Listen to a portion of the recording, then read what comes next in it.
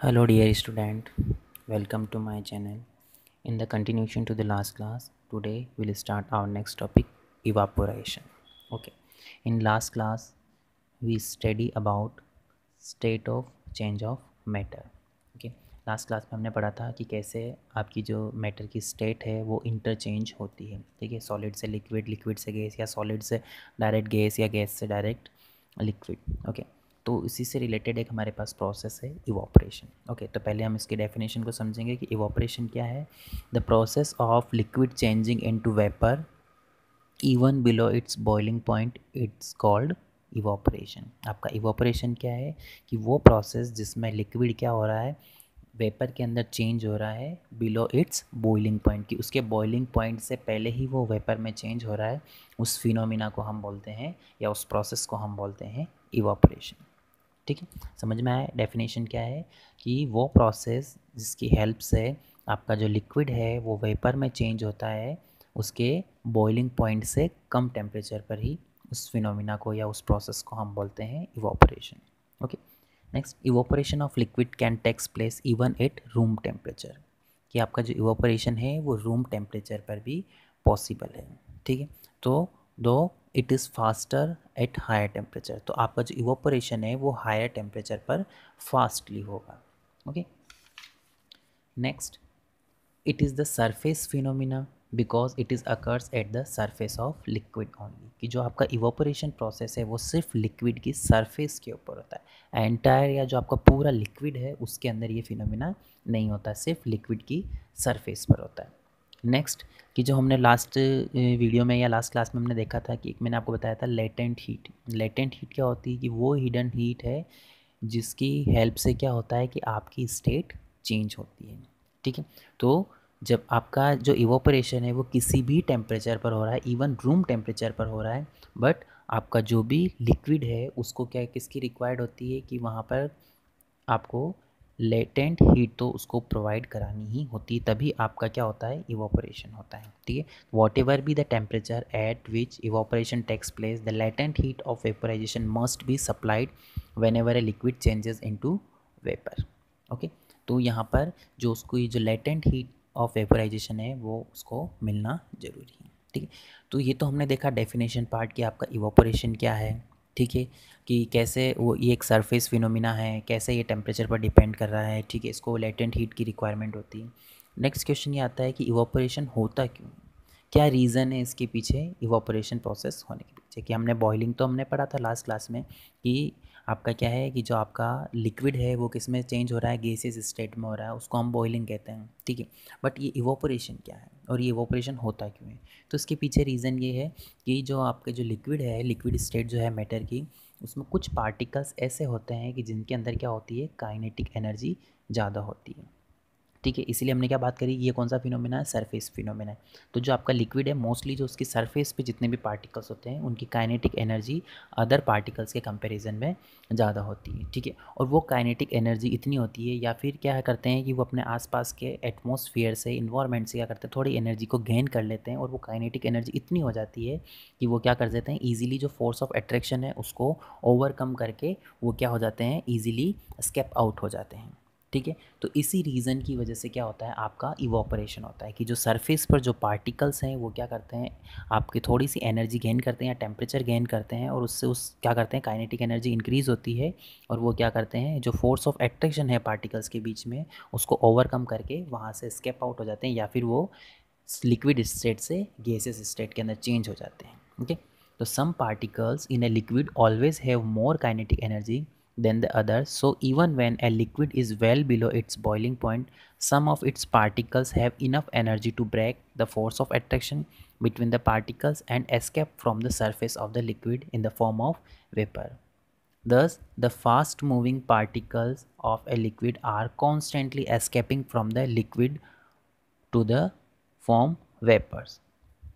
Okay, तो कि जो आपके कुछ पार्टिकल्स हैं उनके पास क्या है काइनेटिक एनर्जी ज़्यादा है किसके कंपैरिजन में, अदर पार्टिकल्स के कंपैरिजन में, तो वो क्या करते हैं, इजीली स्केप आउट हो जाते हैं और लिक्विड से गैसियस फॉर्म के अंदर कन्वर्ट हो जाते हैं। ठीक है, इसके एग्जांपल्स क्या होंगे कि water in pond changes from liquid to vapour without reaching the boiling point. कि पॉन्ड में जो वाटर होता है, ठीक है, वो इजीली क्या होता है, धीरे धीरे आपका लिक्विड से वेपर में चेंज होता है, जबकि वहाँ पर उसका बॉइलिंग पॉइंट भी नहीं होता है। ठीक है, water when left uncovered slowly changes into vapour. कि हम कभी क्या करते हैं, वाटर को अनकवर्ड करके रख देते हैं, तो भी क्या होता है, वो वाटर धीरे धीरे क्या होता है, वेपर की फॉर्म में एस्केप आउट हो जाता है। ठीक है, when we put wet cloth from drying the water from the cloth goes to the atmosphere. कि हम कपड़े सुखाने के लिए, कपड़े ड्राई करने के लिए रखते हैं, तो थोड़े टाइम बाद क्या देखते हैं कि आपके जो क्लॉथ्स है वो ड्राई हो जाते हैं। ठीक है, जो वेट क्लॉथ्स हैं वो ड्राई हो जाते हैं। कैसे होते हैं कि उनके अंदर जो वाटर है वो क्या हो जाता है, वेपर की फॉर्म के अंदर कन्वर्ट हो जाता है और आपके जो क्लॉथ्स हैं वो ड्राई हो जाते हैं। ठीक है, देन नेक्स्ट आता है कि what is the difference between evaporation and boiling. ठीक है, तो 3 बेसिक डिफरेंस है। फर्स्ट क्या है, evaporation process takes place spontaneously at all temperatures. कि आपका जो इवापोरेशन है वो स्पॉन्टेनियसली होता है और सभी टेम्परेचर्स पर होता है, जबकि आपका जो बॉइलिंग है वो कब होता है, कि जो बॉइलिंग जो प्रोसेस है वो आपका एक डेफिनेट टेम्परेचर पर होता है। उस टेम्परेचर को हम क्या बोलते हैं, बॉइलिंग पॉइंट। कि उसी बॉइलिंग पॉइंट पर ही क्या होता है, आपका ये प्रोसेस होता है। ठीक है, boiling takes place only at a definite temperature, जिसको हम बोलते हैं boiling point, at which the vapour pressure of the liquid is equal to the atmospheric pressure. Okay, next, evaporation takes place only at the surface of liquid. कि ये आपका surface phenomena है, only surface पर होता है। Boiling takes place even below the surface of the liquid in the form of bubbles. कि आपका जो बॉइलिंग जो है वो सरफेस पर ही नहीं, एंटायर या फिर बिलो जो आपकी जो लेयर है, सरफेस है, वाटर की जो लेयर्स है सरफेस से बिलो, उनके अंदर भी होता है इन the form of bubbles. It always causes cooling. जो आपका इवोपरेशन है, इवोपरेशन क्या करता है, कूलिंग करता है, जबकि आपका जो बॉइलिंग है ये नो कूलिंग, कि ये कूलिंग नहीं करता है। ओके, तो ये आपका बेसिक डिफरेंस था। ठीक है, नेक्स्ट आता है कि फैक्टर्स अफेक्टिंग द इवोपरेशन। कि कुछ फैक्टर्स हैं जो कि इवोपरेशन को क्या करते हैं, अफेक्ट करते हैं। ठीक है, फर्स्ट आता है आपका नेचर ऑफ लिक्विड। की डिफरेंट डिफरेंट लिक्विड्स जो होते हैं उनकी डिफरेंट डिफरेंट रेट होती है इवोपरेशन की। ठीक है, कि कुछ लिक्विड्स हैं जिनके बीच, अब वो डिफरेंट कैसे हुए, कि उनके बीच में जो इंटरमोलिकुलर या इंटर पार्टिकल जो फोर्स ऑफ अट्रैक्शन है, ठीक है, किसी में कम होता है, किसी में ज़्यादा होता है। तो जिसका कम होगा उसमें क्या होगा, फास्टली इवापोरेशन होगा, और जिनमें आपका जो फोर्स ऑफ अट्रैक्शन है ज़्यादा है उनमें क्या होगा, स्लोली इवापोरेशन होगा। ठीक है, तो different liquid have different different rates of evaporation. A liquid having weaker inter particular attractive force evaporate at a faster rate because less energy required to overcome the attractive force। Example है कि आपका जो acetone है, acetone इवापोरेट्स faster than water. की जो आपका acetone है वो फास्टली इवापोरेट होता है एज़ कम्पेयर टू वाटर। ठीक, नेक्स्ट है आपका सरफेस एरिया ऑफ लिक्विड। ठीक है, कि जितना ज़्यादा सरफेस एरिया होगा उतना ही ज़्यादा क्या होगा, इवापोरेशन आपका इंक्रीज़ होगा। क्यों होगा, क्योंकि जो आपका इवोपरेशन है वो क्या है, सरफेस फिनोमिना है। okay, if the surface area is increased, the rate of evaporation increases because the high energy particle from the liquid can go into gas phase only through the surface। ठीक है, कि जो आपकी जो high energy particles है वो surface से ही क्या होता है, एस्केप आउट होते हैं। तो जितनी ज़्यादा सरफेस होगी उतना ही ज़्यादा क्या होगा, आपका इवापोरेशन होगा। The rate of evaporation increases when we put kerosene और pours petrol in an open china disc than in a test tube. कि अगर हम क्या करें कि एक तो छोटा आपका टेस्ट ट्यूब होता है, उस टेस्ट ट्यूब में हम केरोसिन या पेट्रोल को रखें, या फिर हम एक चाइना डिस्क की जो कि आपकी प्लेट होती है, अगर उसके अंदर हम केरोसिन या पेट्रोल को रखें, तो दोनों के अंदर कंपैरिजन देखें तो जो आपकी प्लेट है या डिस्क है उसके अंदर इवापोरेशन ज़्यादा होगा, क्योंकि वहाँ पर क्या हो रहा है, आपका जो सरफेस एरिया है वो इंक्रीज़ होगा।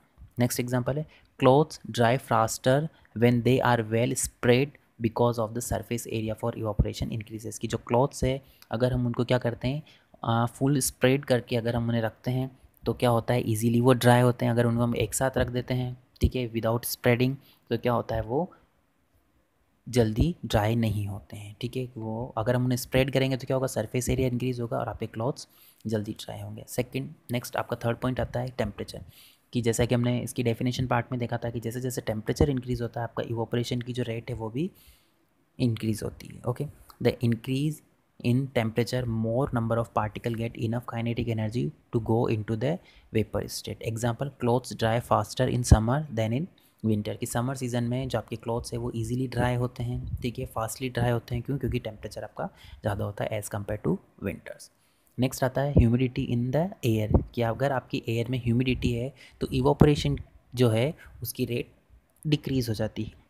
ऐसा क्यों होता है? ह्यूमिडिटी का मतलब क्या होता है कि the amount of water present in air, कि आपका एयर के अंदर अगर वाटर प्रेजेंट है तो उसे हम क्या बोलते हैं? ह्यूमिड एयर या ह्यूमिडिटी, ठीक है।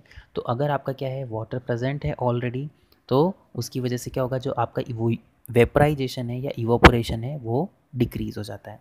तो the amount of water present in the air is referred to as humidity. If the humidity is more, the rate of vaporisation decreases. The rate of evaporation is more if the air is dry. अगर आपकी air dry है तो evaporation ज़्यादा होगा, ठीक है। Example, cloth do not dry easily during rainy seasons, कि rainy seasons में क्या होता है कि आपकी ह्यूमिडिटी होती है, एयर के अंदर वाटर प्रेजेंट होता है, इसी वजह से क्या होता है कि वहाँ पे इवोपरेशन की जो रेट है वो कम होती है और क्लॉथ्स ईजिली ड्राई नहीं हो पाते हैं, ठीक है। नेक्स्ट आता है आपका विंड स्पीड, ठीक है। विंड स्पीड पे भी किस तरह से डिपेंड करता है कि जितनी ज़्यादा विंड स्पीड होगी उतना ही क्या होगा, आपका इवापोरेशन इंक्रीज़ होगा, ठीक है। डायरेक्ट प्रपोर्शन है, ठीक है। क्यों होता है? क्योंकि आपका जो एटमॉस्फेयर है, ठीक है, उसके अंदर अगर जो विंड है वो क्या करेगी, उस ह्यूमिडिटी को या जो वाटर प्रेजेंट है या जो वाटर पार्टिकल्स जो प्रेजेंट है एयर के अंदर, उनको क्या करते हैं, वहाँ से हटा देते हैं। विंड की जो स्पीड होती है, तो इसी वजह से क्या होता है, जो वहाँ पर इवोपरेशन है उसकी रेट इंक्रीज़ हो जाती है। The rate of evaporation also increases with increase in speed of the wind. With increase in speed of wind, the particles of water vapor move away with the wind, resulting decrease in the amount of vapor in the atmosphere. Okay, example, clothes dry faster on a wind day. Okay, तो ये आपके कुछ क्या थे, factors थे, ठीक है, जिनके ऊपर आपका इवोपरेशन डिपेंड करता है, ठीक है। एक और एग्जांपल है, in a desert cooler an exhaust fan sucks the moist air from the cooler chamber, which result in greater rate of evaporation of water and hence greater cooling। कि जो आपका डेजर्ट कूलर होता है उसके अंदर क्या होता है कि जो आपका एग्जॉस्ट फैन है वो क्या करता है, मॉइस्ट एयर को क्या करता है, सकआउट कर देता है, जिसकी वजह से क्या होता है कि जो आपका जो चेम्बर है उसके अंदर ज़्यादा कूलिंग हो पाती है, ठीक है। नेक्स्ट, जैसा कि हमने पढ़ा था कि जो आपका इवोपरेशन है वो क्या करता है, कूलिंग करता है, ठीक है। तो आपका इवोपरेशन कूलिंग क्यों करता है, उसके पीछे रीज़न ये है कि एक तो सबसे पहले क्या है कि ये सरफेस फिनोमेना है, ठीक है। तो अब ये सरफेस फिनोमेना है तो यहाँ क्या होता है कि जो आसपास का जो आपका इन्वायरमेंट है, ठीक है, या एटमॉस्फेयर है, उसमें से ये क्या करते हैं, पार्टिकल्स जो भी एनर्जी है उस एनर्जी को क्या करते हैं, गेन करते हैं, जिससे उनकी क्या होती है, काइनेटिक एनर्जी इंक्रीज़ होती है और ये क्या हो जाते हैं, स्केप आउट हो जाते हैं, ठीक है। तो यहाँ पर क्या हो रहा है कि जो भी आपका मटेरियल है, ठीक है, जो भी आपका लिक्विड है उसमें से क्या हुए, हाई एनर्जी पार्टिकल्स तो एस्केप आउट हो गए। तो आपके जो पीछे लेफ़्ट जो हैं, लेफ़्ट जो भी पार्टिकल्स जो बचे हैं वो क्या है, लो एनर्जी पार्टिकल्स है। लो एनर्जी पार्टिकल्स मीन्स क्या है, उनकी एनर्जी कम है। एनर्जी कम है मीन्स क्या है, वहाँ का टेम्परेचर क्या है, कम है। तो इसी रीज़न से क्या होता है कि जो इवापोरेशन है वो क्या करता है, कूलिंग करता है, ठीक है। Evaporation is a phenomena in which only the high energy particle leave the liquid surface. As a result, the particles having low energy left behind. Therefore, the average molecular energy of the remaining particle left in the liquid state is lowered. As a result, there is a decrease in temperature on the part of the liquid that is left. Thus, evaporation causes cooling. कि high energy particle escape out हो गए तो पीछे कौन से बचे, जो भी आपकी लो एनर्जी पार्टिकल है। लो एनर्जी पार्टिकल है दैट मीन्स क्या हुआ कि वहाँ का टेम्परेचर कम हो गया। टेम्परेचर कम होने का मतलब क्या है, वहाँ पर कूलिंग हो गई। इसका एक एग्जांपल हम समझेंगे, when we pour some acetone on our palm we feel cold. This is because the particle gain energy from our palm और surrounding and leave the palm feeling cool. कि जब भी हमारे पाम में एसीटोन को अगर पुट करते हैं तो हमें कूलिंग, हमें ठंडा ठंडा सा लगता है, कूल कूल सा लगता है। क्यों लगता है, क्योंकि वो क्या है, जो एसीटोन के पार्टिकल्स है वो क्या करते हैं आसपास से और इस पाम के जो एनर्जी है उसको गेन करते हैं और इवोपरेट हो जाते हैं।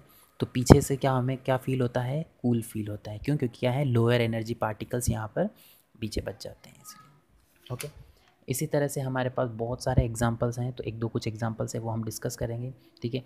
जैसे कि we sprinkle water on the root और open ground after a sunny hot day, this cools the roof और open ground. This is because the large latent heat of vaporization of water helps in to the cool the hot surface. कि generally हम क्या करते हैं summer season में जो हमारी roof है या ओपन ग्राउंड है उसको हम क्या करते हैं उस पर वाटर को स्प्रिंकल करते हैं। तो स्प्रिंकल करने से क्या होता है कि जो वहाँ पर जो हॉट सरफेस है या जो हमारी रूफ़ है उससे क्या करते हैं वो वाटर जो क्या करते हैं एनर्जी को गेन करते हैं और इवोपरेट हो जाते हैं। तो उसकी वजह से क्या होता है वहाँ पर कूलिंग हो जाती है। ठीक है, next, we should wear cotton clothes in hot summer days to keep cool and comfortable. ठीक है, कि जनरली क्या है कि हमें समर्स के सीज़न में कैसे कैसे क्लॉथ्स वियर करने चाहिए, कॉटन क्लॉथ्स। ठीक है, वो हमारे लिए कंफर्टेबल क्यों होते हैं।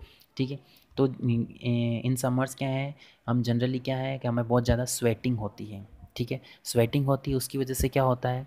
ठीक है, तो जो स्वेट जो है हुआ है हमें स्वेटिंग जो हुई है तो कॉटन के जो क्लॉथ्स है वो क्या करते हैं वाटर को ईजिली एब्जॉर्ब कर लेते हैं। तो स्वेटिंग भी क्या एक तरह से वाटर की ही फॉर्म है। ठीक है, तो जो हमारे क्लॉथ्स है जो कॉटन है कॉटन क्लॉथ वो क्या करता है,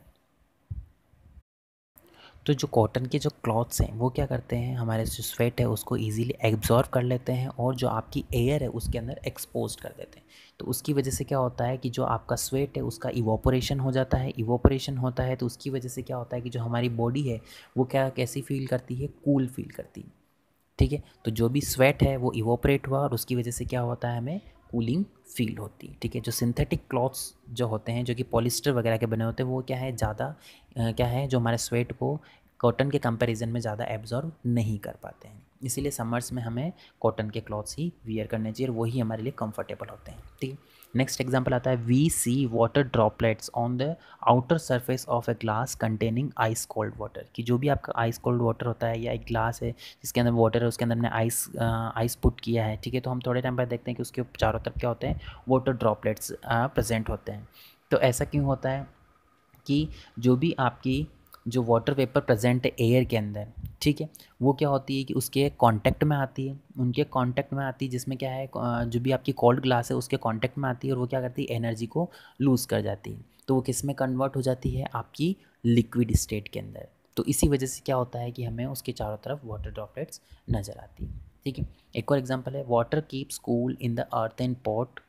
ठीक है, ड्यूरिंग समर। जिस अर्थन पॉट मीन्स आपकी जो मटकी है या मटका है, ठीक है, उसके अंदर हम वाटर को रखते हैं तो वो कूल हो जाता है। तो वो क्यों होता है वो भी उसके पीछे भी आपका रीज़न क्या है, इवोपरेशन। ठीक है, तो उसमें भी क्या होता है कि जो भी आपका जो पॉट है उसके पोर्स में से क्या होता है वाटर बाहर आउट तो बाहर की तरफ आ जाता है। और जो बाहर क्या है समर है मीन्स क्या है गर्मी है, उसकी वजह से क्या होता है कि जो भी वाटर बाहर आया है वो क्या होता है फास्टली इवोपरेट होता है। तो उस इवोपरेशन की वजह से क्या होता है आपका जो अर्थन पॉट के अंदर जो वाटर है वो कूल हो जाता है। तो ये कुछ एग्जांपल्स थे आपके इवोपरेशन के। Okay, thanks for watching video, please like and subscribe my channel.